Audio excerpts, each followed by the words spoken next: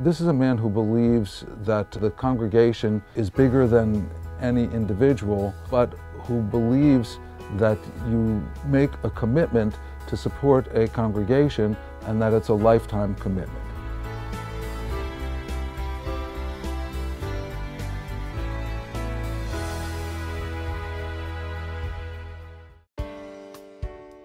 I was born in 1924 in Camden, New Jersey. In 1947, we joined the synagogue. The war was over, we got married, and we bought a little house in Haddon Township. Rabbi Lewis came in 1948. He lived about 3 or 4 doors down from us when he first came here.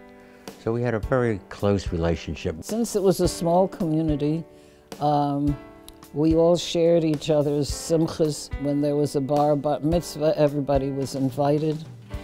And we soon found out that Eddie Adleman, by the way, Adel in Yiddish means gentle or fine, and he was certainly a gentle soul. He had a great soul. We lived in proximity where we could walk to the synagogue on the holidays. So it was a very big part of our world, and you know, his world, and continues to be. There was 59 families in the synagogue when we joined. It was in an old house on White Horse Pike. We knew that we had to move eventually. There was a synagogue in Camden that was dying, and our Haddon Heights was not doing anything. We took out a map and we drew circles around where all the zip codes were. And we found out that most of the zip codes were out in this direction. They were moving out in this direction. Figured we had to come out here. That probably is the transcendent moment of my TBS experience, the way everyone felt that snowy January morning when we moved the Torahs. And then there was a huge celebration of joy when Rabbi Lewis affixed the mezuzah to the front door. Well, we joined in 1947, it's 2012. So this is our 65th year. I had said to Rabbi Lindemann at one time, I said, with all the dues that I paid over the years, I think I could have paid off the mortgage plus with everything.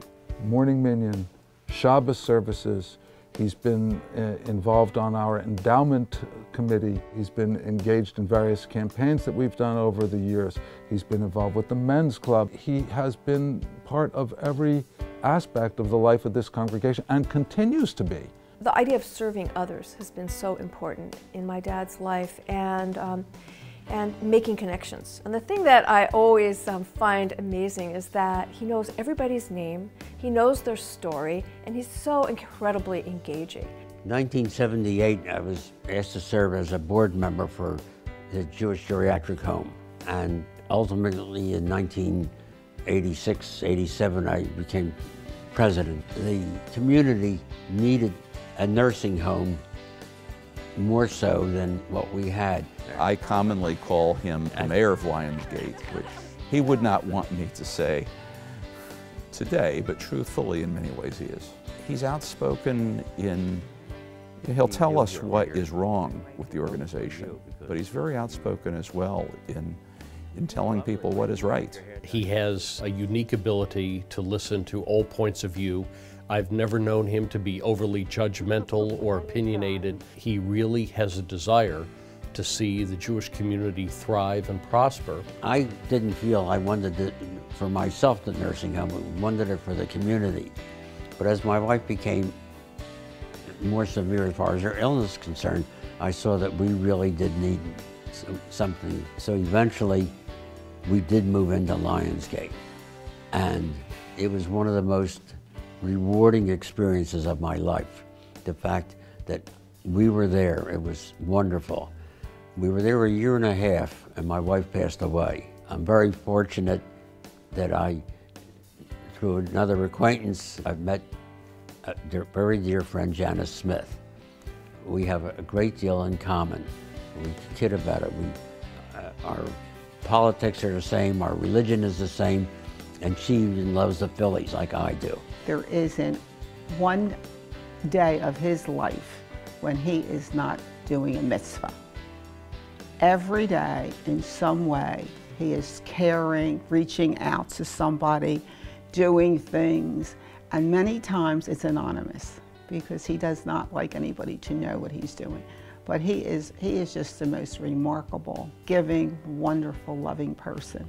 I have never taken a trip to Israel, and I've taken many, where Ed Adleman hasn't come to me and said, here, take this sum of money for tzedakah. I don't want any recognition for it. I don't want anybody to know about it. Now I'm telling everybody.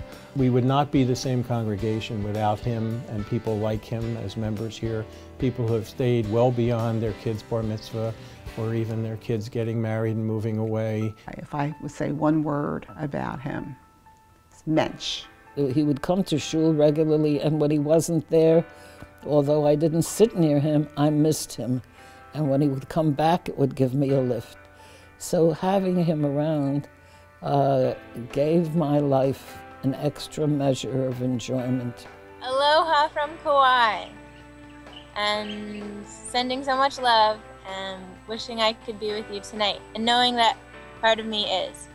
Just the incredible influence you've had on my life and the examples that you've set, and I'm just really honored to be your granddaughter and to have the relationship that I do with you. It must give you a great sense of pride and accomplishment to see the growth, not just of the facilities, but of the congregation, the next generation of young people that are taking their place at your synagogue. And it's just very, very special to see you recognized in this way. It's well deserved. You've really taught me to enjoy the moment, because that's really what we have, and to clearly experience the moment. It's so important. And I just want to thank you for being the most amazing role model. I look back at myself that I feel very comfortable and very happy that whatever I've done for the synagogue, I've said nachas to myself from this.